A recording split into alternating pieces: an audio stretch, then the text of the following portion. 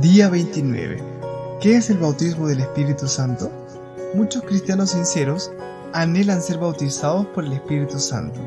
Sin embargo, aunque el tema sea de suma importancia, existe mucho malentendido con relación a este asunto. Y un malentendido puede ser peligroso y fatal, porque pensando que estás yendo al Polo Norte, puedes acabar en el Polo Sur.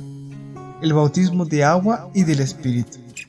Para empezar, necesitas saber que al ser bautizado en el agua, también fuiste bautizado en el Espíritu Santo.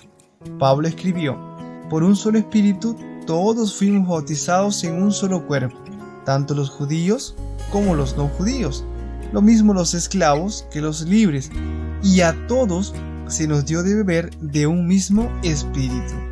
En este texto Pablo habla del bautismo del Espíritu Santo, pero al mismo tiempo se refiere al bautismo del agua, mediante el cual pasas a formar parte del cuerpo de la iglesia. Pablo afirma que en el momento del bautismo somos bautizados por un solo Espíritu. Judíos, griegos y todos los que creemos y aceptamos a Jesucristo somos bautizados en el agua, y al mismo tiempo somos bautizados en el Espíritu, el cual nos guiará a lo largo de la carrera cristiana. El bautismo del Espíritu no es privilegio de pocos. El bautismo del Espíritu no es privilegio de unos pocos, sino de todos los creyentes que aceptan a Jesús y pasan por el bautismo del agua. Este pensamiento queda claro en la declaración de Pedro antes del Pentecostés. Y Pedro les dijo: arrepiéntanse y bautícense todos ustedes en el nombre de Jesucristo, para que sus pecados les sean perdonados. Entonces recibirán el don del Espíritu Santo, porque la promesa es para ustedes y para sus hijos, para todos los que están lejos y para todos aquellos a quienes el Señor nuestro Dios llame. Según este texto, primero viene el arrepentimiento, después el bautismo y simultáneamente el creyente que recibe el don del Espíritu Santo. Esta promesa era para los creyentes de aquellos días, para sus hijos y para todos los que aceptasen a Jesús a lo largo de los tiempos.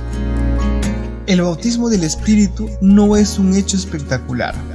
El bautismo del Espíritu no es un evento espectacular ni deslumbrante, sino una obra serena y transformadora. El Espíritu trabaja en el interior del corazón humano, y a medida que éste obedece y anda en los caminos de Dios, su vida es transformada y sirve de inspiración a los que le rodean. Tú recibes el bautismo del Espíritu Santo a la hora de tu bautismo en el agua.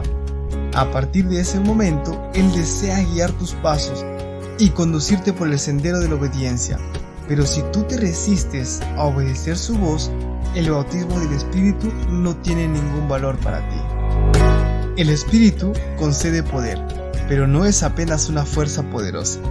El Espíritu es una persona, como el Padre y como el Hijo. No es algo, sino alguien. Es simbolizado por el viento, pero no es viento.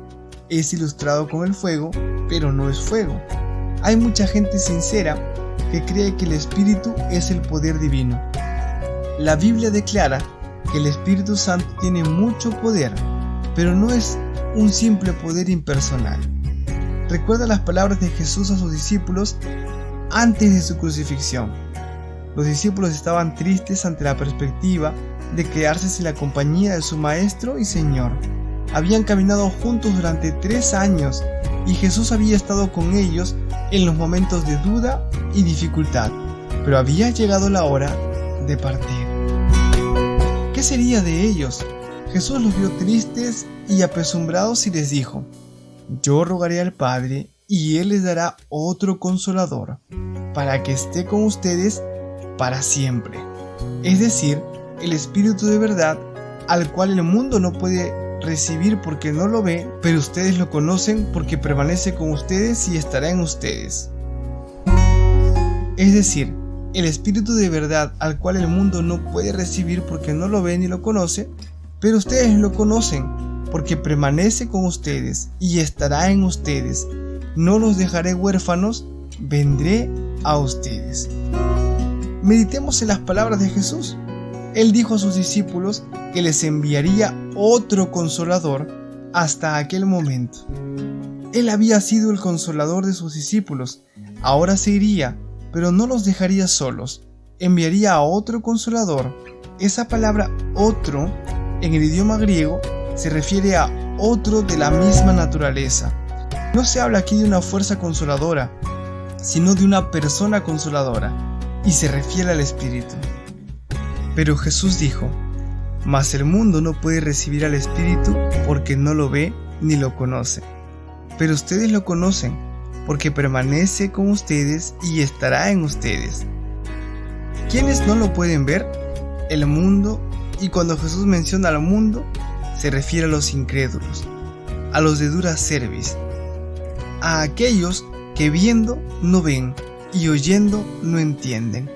Esos no lo pueden ver, pero a los que aceptan el Espíritu mora en ellos y permanece en ellos. En este punto mucha gente se pregunta, aquí se habla de un poder, sin embargo, no dice Pablo, ya no vivo yo, sino que Cristo mora en mí. Cristo sí es una persona. ¿Y cómo vivía en Pablo? ¿Y no dijo Jesús permaneced en mí y yo permaneceré en vosotros? ¿Cómo podemos permanecer en Cristo si Él ya no está con nosotros?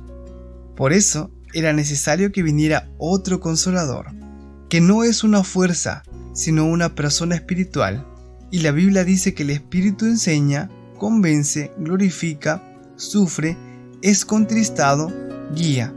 En fin, estos son atributos que solo pueden aplicarse a una persona.